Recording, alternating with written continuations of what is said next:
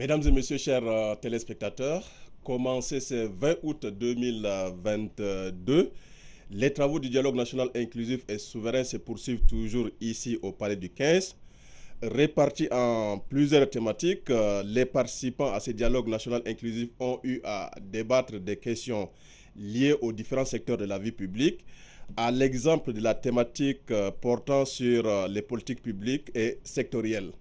Pour débattre de l'importance que révèle cette thématique, nous recevons comme invité sur ce plateau Mbogo Ngabo Seli, ancien ministre des Finances et du Budget.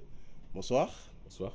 Vous êtes rapporteur général de la commission politique publique et sectorielle. Alors, dites-nous de quoi traite cette thématique qui a été adoptée en plénière par les participants.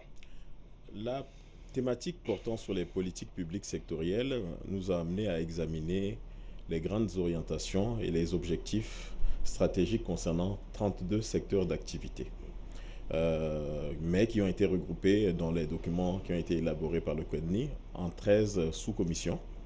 Et donc nous avons eu à discuter donc, des thématiques, comme vous-même vous l'avez relevé, qui portent réellement sur la vie du Tchadien et qui a une réelle emprise donc, sur le développement du pays. C'est dans ce sens que, par exemple, nous avons eu à traiter aussi bien des questions économiques et financières, mais parler aussi de la santé, de l'éducation, de l'eau, de l'agriculture, de l'élevage, des mines du pétrole, de la diaspora, et j'en passe. Donc l'objectif de cette thématique, c'était donc de pouvoir examiner quels sont les problèmes qui se posent aujourd'hui en termes soit d'élaboration, soit en termes d'application des différentes politiques publiques sectorielles, et d'essayer donc de trouver des solutions. Oui, globalement, quels sont les problèmes qui se posent, comme vous l'avez si évoqué? Le Tchad, ça c'est de la bouche même de beaucoup de participants, est un pays malade. Et cela s'est ressenti notamment au niveau de toutes les sous-thématiques que nous avons eu à discuter.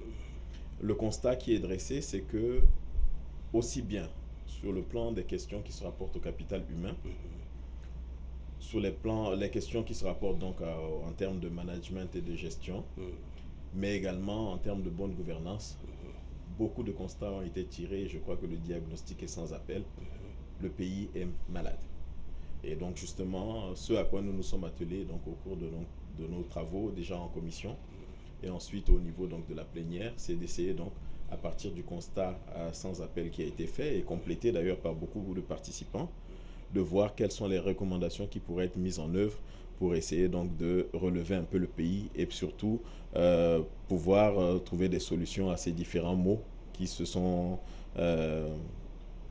qui ont été restitués donc en termes de mauvaise gouvernance, en termes de mauvaise gestion du capital humain, etc. Maintenant, dans vos éléments de réponse, vous parlez des problèmes liés par exemple au capital humain, à la bonne gouvernance. Qu'est-ce que la Commission a-t-elle proposé comme recommandation, surtout en ce qui concerne le capital humain et la bonne gouvernance? Il y a eu un ensemble de recommandations qui ont été faites. Je prends d'abord la question du capital humain. Je dirais que le constat est que soit on dispose donc de ressources humaines insuffisamment formées, peu qualifiées, mais même lorsque c'est le cas, malheureusement, il y a cette politique de ne pas placer l'homme qu'il faut à la place qu'il faut, qui a été également largement... c'est des questions liées justement à l'injustice de façon plus globale. Mais l'homme qu'il faut à la place qu'il faut, ça c'est un mal que notre pays connaît malheureusement. Et en termes de constat, on a souhaité que le capital humain puisse être valorisé dans les deux langues du pays, parce que nous avons aujourd'hui beaucoup de compatriotes qui sont formés, outillés, compétents dans les deux langues du pays et qui devraient pouvoir être valorisés suffisamment, donc en étant nommés ou placés dans des positions où ils peuvent réellement être utiles au pays.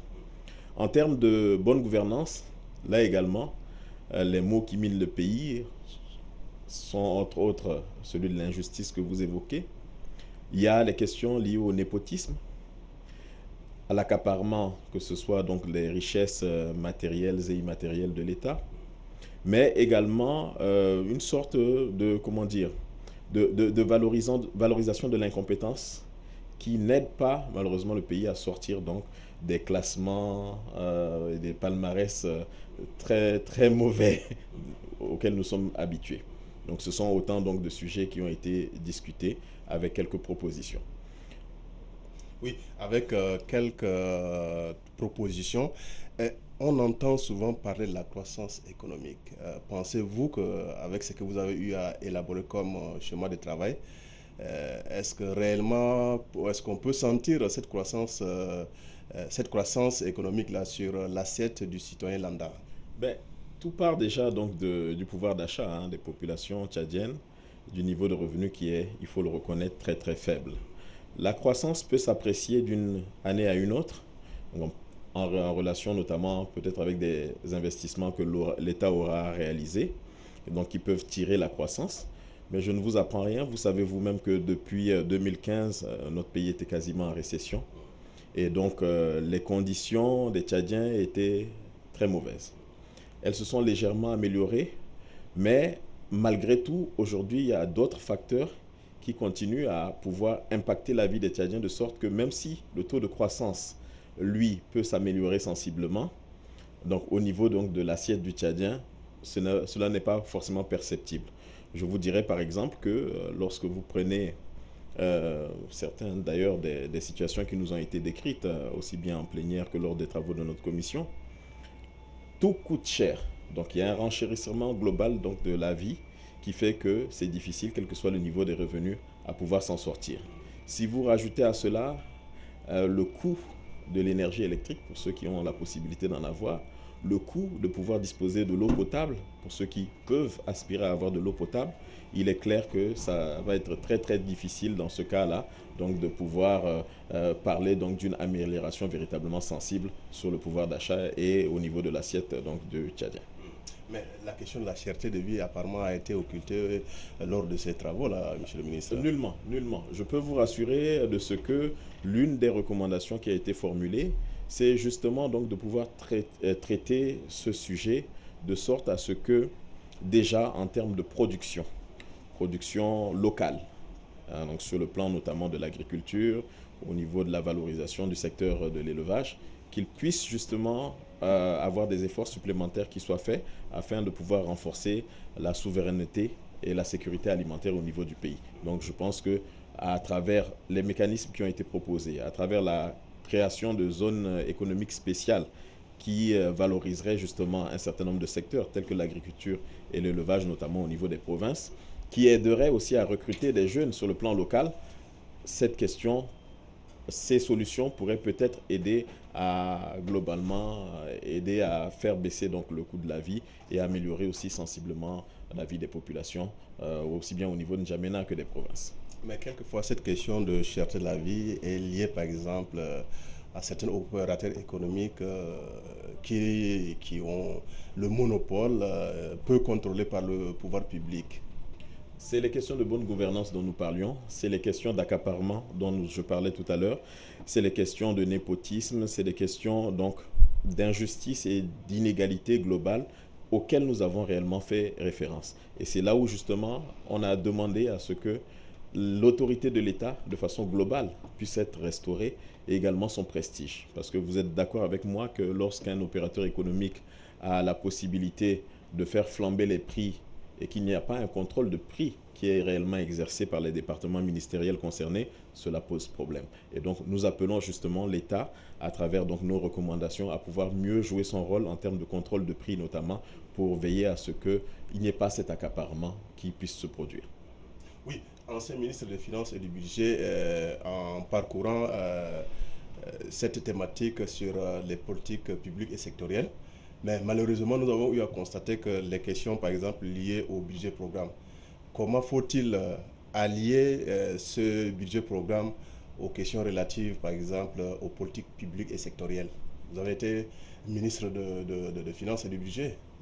L'une de nos recommandations, et d'ailleurs dans la synthèse que nous avons produite, il est très clairement fait état donc, de la nécessité, donc au niveau du budget, donc d'avoir un meilleur exercice aussi bien au niveau de l'élaboration, de l'exécution et du contrôle du budget, et de veiller à pouvoir mettre sur pied donc, des budgets programmes pluriannuels qui pourraient permettre justement de mieux financer tous les secteurs, parce que tout se tient.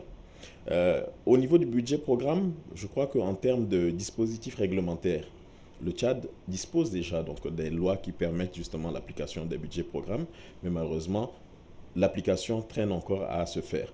C'est peut-être le lieu, et c'est la recommandation que nous avons faite, que justement, lors de la présentation des lois de finances, qu'on puisse véritablement veiller à ce que ce soit des lois de finances qui puissent s'étaler sur un exercice un peu plus large et qui prennent réellement en compte donc, les priorités stratégiques, que ce soit pour l'État que pour les populations elles-mêmes. Oui, mais pourtant on devait déjà faire passer les lois de finances au niveau de l'Assemblée nationale à travers le budget programme depuis 2014 jusqu'à présent. Cet exercice tarde. Qu'est-ce qui retarde concrètement? Je ne suis pas dans le secret des dieux. Je suis parti moi-même du ministère des Finances en 2017, mais je pense qu'au moment où je partais, justement, nous avions veillé à mettre sur pied tout le dispositif légal et réglementaire. Donc probablement, il y a eu d'autres contraintes qui se sont posées à mes successeurs et qui peuvent justifier que cela ne soit pas fait jusqu'à présent. Je peux vous rassurer de ce que, par rapport au dispositif communautaire, le Tchad dispose aujourd'hui donc des lois qui lui permettent donc de pouvoir réaliser un budget programme. Oui, le document adopté par les participants à ces dialogues national inclusif et souverain traite particulièrement, prend en compte, mais particulièrement aussi l'accent sur la question de la jeunesse, l'entrepreneuriat. Mais comment, à partir de ce document, venir à lutter contre le chômage en milieu de jeunes, surtout qu'aujourd'hui, les jeunes sont exposés au chômage? Nous pensons, et cela a été dit lors de nos échanges, qu'il faut y avoir un dosage, je dirais, entre l'État d'un côté et également le secteur privé. Parce que pour pouvoir résorber les questions de chômage, il est important que l'État puisse disposer également, enfin, que le Tchad puisse disposer d'un secteur privé qui soit fort, qui puisse créer des emplois, qui puisse industrialiser donc un certain nombre de secteurs. Et ce n'est qu'à travers donc ce secteur privé-là qu'il pourra y avoir plus de recrutement des jeunes au niveau du Tchad. Il va falloir aussi qu'au niveau des provinces, que le niveau d'infrastructure, le niveau de développement au niveau des provinces permette aussi aux jeunes de se stabiliser parce que au niveau des provinces, il y aura donc la création, que ce soit des infrastructures économiques et industrielles, qui feront qu'ils auront un emploi local qui facilitera leur positionnement. Il y a l'État, bien entendu, dont le rôle est important. Important en termes déjà de formation, en termes d'encadrement aussi des jeunes, notamment des jeunes entrepreneurs, et aussi en termes de facilité qui puissent leur être accordées à travers notamment des dispositions d'allègement fiscal. C'est un exemple parmi tant d'autres qui pourraient leur être donné pour que tout le monde ne cherche pas à être employé au niveau de la fonction publique ou que tout le monde ne cherche pas à se faire recruter par une entreprise, mais qu'il puisse y avoir par exemple des auto-entrepreneurs et dans tous les domaines cela est possible. Oui, en s'appuyant effectivement sur l'enquête parlementaire sur le système éducatif de 2018, il s'est avéré au cours de cette enquête globalement que l'école tchadienne, le système éducatif forme plus de chômeurs. Est-ce que vous avez pensé à travers cette thématique à revoir un peu l'orientation du système éducatif de telle sorte que lier le système éducatif aux questions d'emploi? La question de l'éducation, globalement, je pense, a représenté au moins 60 à 70% des discussions en plénière. C'est dire que cette problématique est probablement l'une des plus essentielles qui a été évoquée donc, au cours donc, des travaux de notre commission thématique.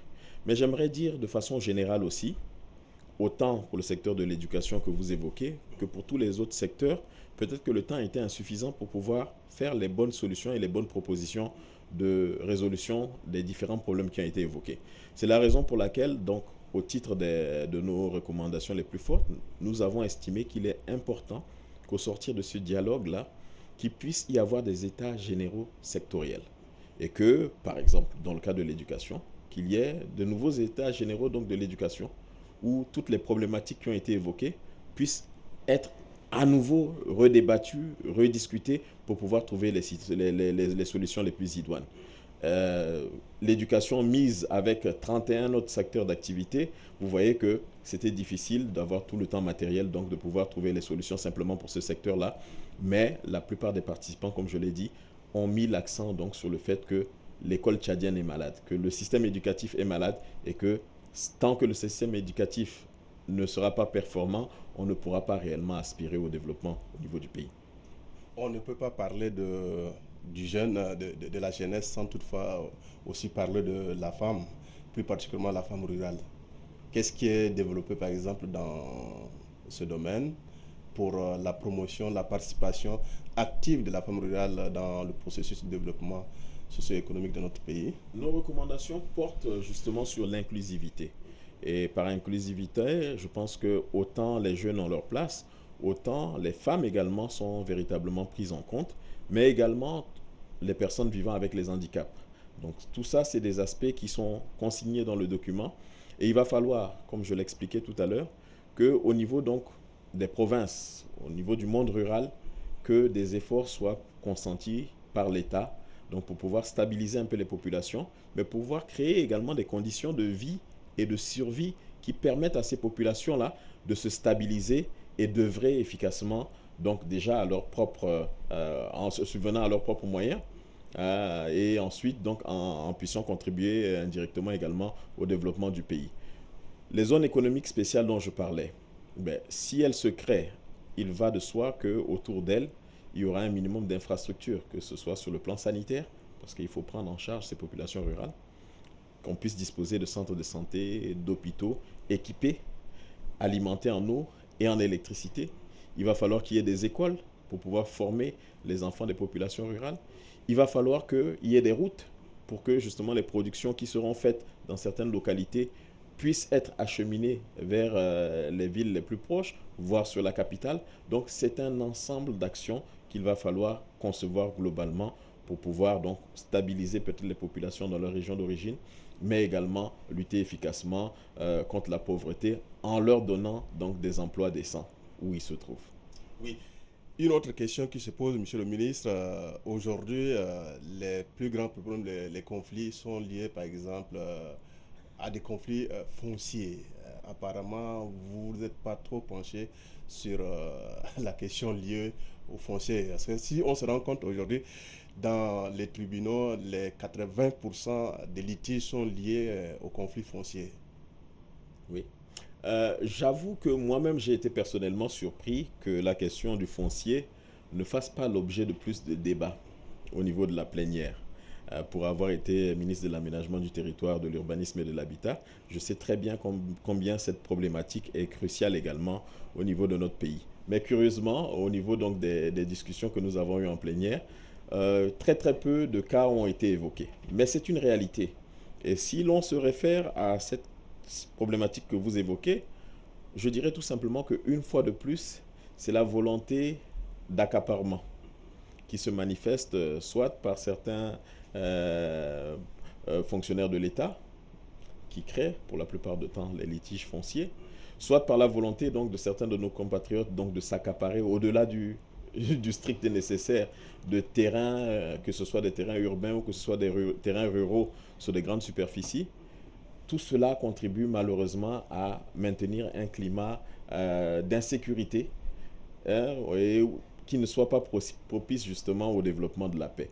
Mais la question foncière, dans notre rapport, a été très très très bien analysée par la sous-commission thématique qui l'a étudiée. Et également, il y a eu beaucoup de résolutions fortes qui ont été proposées dans le rapport. Oui, quand nous essayons de voir, en parcourant par exemple ici l'agenda du dialogue national inclusif et souverain, les questions, par exemple le code foncier n'y figure pas. Et pourtant, ce que nous disposons aujourd'hui, c'est le code foncier de 1976 qui est d'expression française. À ce niveau, vous, en tant qu'expert et ancien ministre de Finances, qu'est-ce que vous suggérez franchement dans le secteur du foncier? Le code, je tiens à, permettez-moi de corriger un peu ce que vous dites. Le code foncier apparaît dès les premières pages de notre rapport. Parce qu'effectivement, vous l'avez bien relevé, c'est pas 76, mais 1967. Oui. moi-même, en tant que ministre de l'Urbanisme, je peux vous assurer que à l'époque, nous nous étions battus pour essayer donc de faire passer le code domanial et foncier à l'Assemblée, mais ça a été très difficile. Et je pense que depuis lors, ça fait peut-être aujourd'hui une quinzaine d'années, c'est notamment au niveau de l'Assemblée, au niveau de la représentation nationale, qu'il y a des difficultés de faire adopter ce texte-là, mais une fois de plus parce que des intérêts personnels parfois se mêlent à l'intérêt général et c'est difficile de faire adopter ces codes-là. Et en termes de priorité, dans les recommandations que nous avons formulées, la question du code domanial et foncier, comme d'autres codes, je pense qu'il y a le code des personnes et de la famille qui a été évoqué dans le cadre d'autres commissions, est également largement revenu. Mais c'est une priorité parce qu'il va être difficile pour nous de pouvoir nous projeter comme une nation moderne si nous ne pouvons pas avoir un code domanial et foncier qui est adapté aux réalités de l'heure. Et donc ça, je crois que c'est une réalité.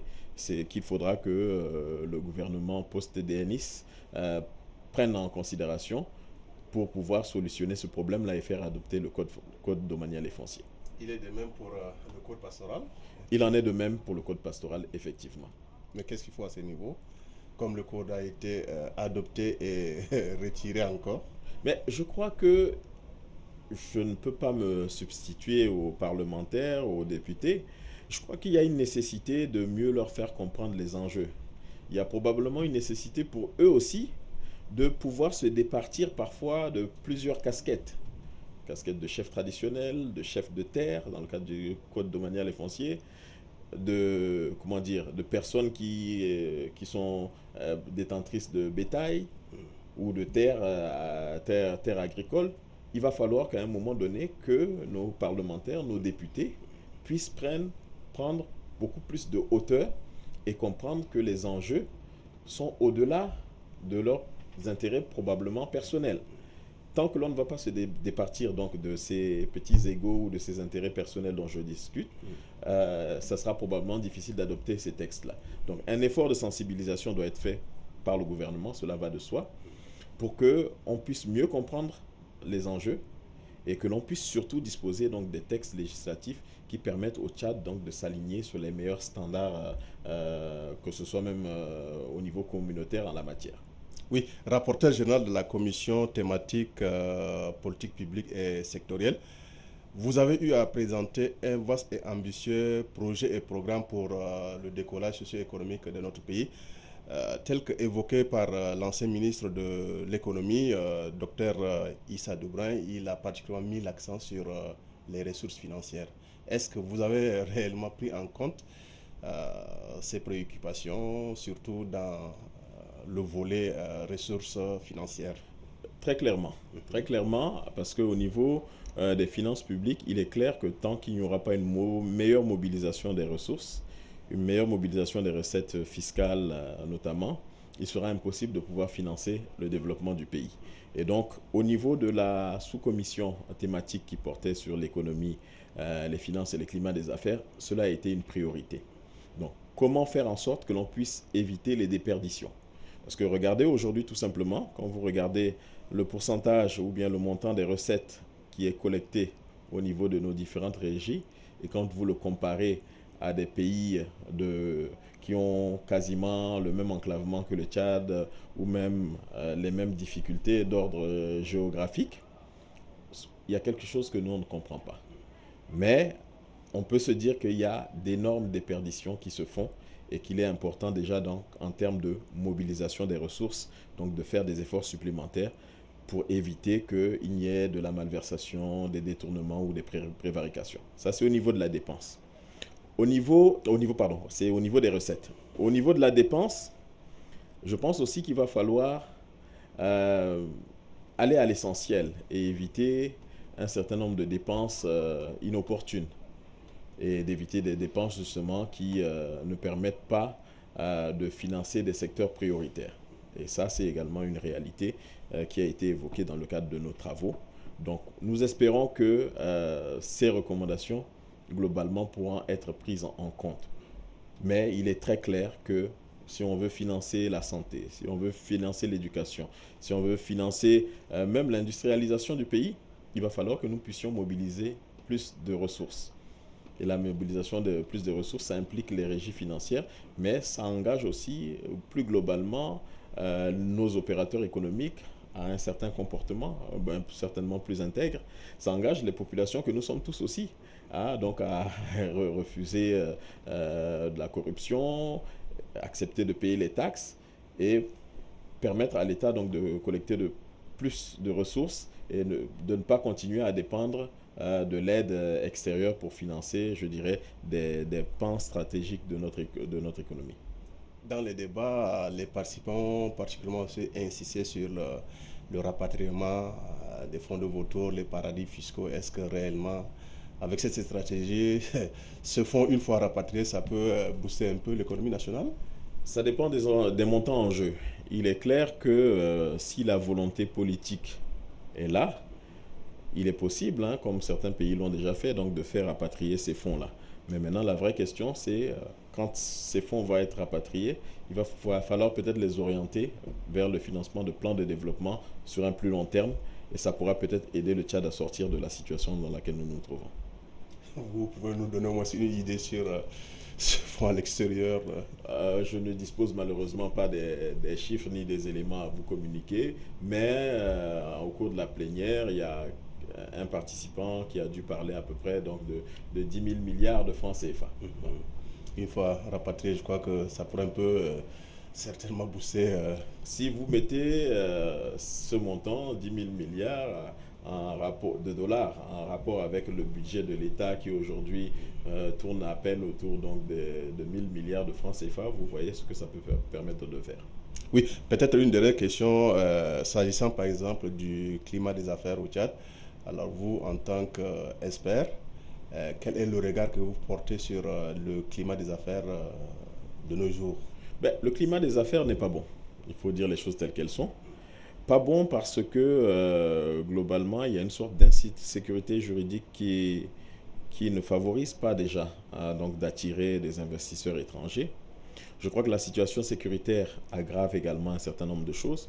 Mais même en interne, quand vous voyez que la dette intérieure reste à des niveaux quand même importants, quand vous voyez que la transparence au niveau donc, des marchés publics ou la transparence tout simplement dans le cadre de l'attribution donc de la commande publique n'est pas très très bonne, cela ne peut pas favoriser un meilleur climat des affaires et cela ne peut pas favoriser forcément que les opérateurs économiques, que les entreprises nationales tchadiennes ou que les investisseurs étrangers puissent venir au Tchad, investir pour créer des emplois et nous aider à lutter contre la pauvreté. Oui, peut-être un dernier mot. En parcourant ici encore votre rapport, apparemment vous ne mettez pas l'accent sur le secteur de la télécommunication. Au contraire, le seul secteur dont nous nous sommes d'ailleurs un peu plaints à la sous-commission qui a abordé la thématique, parce que les spécialistes de la communication n'étaient pas présents avec nous au niveau. On n'avait pas besoin de les solliciter parce que vous savez, tout le monde s'est inscrit dans une commission thématique. Quand nous nous sommes inscrits, nous avons choisi délibérément d'aller traiter des politiques publiques sectorielles. Il ne nous revenait pas à nous, en tant que participants, de chercher s'il y avait des représentants du monde de la communication. C'était un peu dommage. Bref, le secteur des télécommunications a été abordé. Il a été abordé sous plusieurs angles, notamment dans le cadre donc, du renforcement, je dirais, donc, des technologies de l'information et de la communication pour mieux les axer dans le cadre du développement du pays. Donc, on insiste dans notre rapport sur l'usage à la fois intelligent et responsable, notamment des technologies et des réseaux sociaux, pour permettre donc de mieux valoriser le potentiel intellectuel, culturel du Tchad. On insiste aussi sur la nécessité de ce que le coût d'accès à ces technologies de l'information et de la communication puisse être encore beaucoup plus abordable pour permettre aux femmes, aux jeunes, aux personnes vivant avec un handicap, bref, à toutes les personnes démunies, de pouvoir en tirer le meilleur potentiel. C'est bien des questions qui ont été prises en compte, je vous le rassure. En prenant votre thématique, c'est même d'abord le centre du développement socio-économique de notre pays. Maintenant, peut-être pour finir, quelles sont les recommandations ou le message que vous portez à l'endroit du gouvernement et des partenaires pour la mise en œuvre de ces différentes résolutions et recommandations au sortir de cette thématique. On rappelle notre rapport qui a fait quasiment 90 pages, ou plus de 90 pages, a recensé 824 recommandations. Vous êtes d'accord avec moi que 824 recommandations pour les 32 secteurs d'activité, c'est peut-être un peu beaucoup. Mais nous, en termes de recommandations fortes, c'est vraiment, d'aller vers des états généraux. Je crois que tant qu'on ne pourra pas, au sortir de ce dialogue-là, prendre le temps de demander à tous les secteurs d'activité concernés d'utiliser peut-être comme sous-main le document que nous avons élaboré, pouvoir retrouver les constats qui ont été faits, le diagnostic qui a été établi, et que les spécialistes du secteur et les autres acteurs politiques puissent, justement, sur la base de ces constats-là, pouvoir faire les meilleures recommandations ou affiner celles que nous avons faites. Donc en termes de recommandations, j'insiste sur le fait qu'ils puissent donc se les approprier et puissent fixer comme priorité l'organisation des états généraux assez rapidement, secteur par secteur, pour pouvoir justement s'approprier le document et l'affiner. Merci, M. le Président de la Commission politique publique et sectorielle, d'être passé nous entretenir ici sur l'importance que révèle cette thématique. Nous tenons vivement à vous remercier. C'est moi qui vous remercie et merci pour l'opportunité que vous m'avez donnée donc de pouvoir présenter un peu ce dont il a été question, et permettez-moi aussi donc de remercier peut-être tous les participants aux travaux de cette commission thématique en particulier, parce que il y avait 231 personnes réellement engagées et aimant ce pays, qui vraiment se sont dévoués pendant 5 jours à la Maison de la Femme, donc pour pouvoir produire le document que nous avons aujourd'hui sous la main. Mesdames et messieurs, chers téléspectateurs, ainsi prend fin cet entretien avec Mbogo Ngabo Sely. Il est président de la commission politique publique et sectorielle. Il était question au cours de cet entretien de décryptage de la commission, de la thématique, de l'importance que révèle cette thématique. Au revoir. Merci.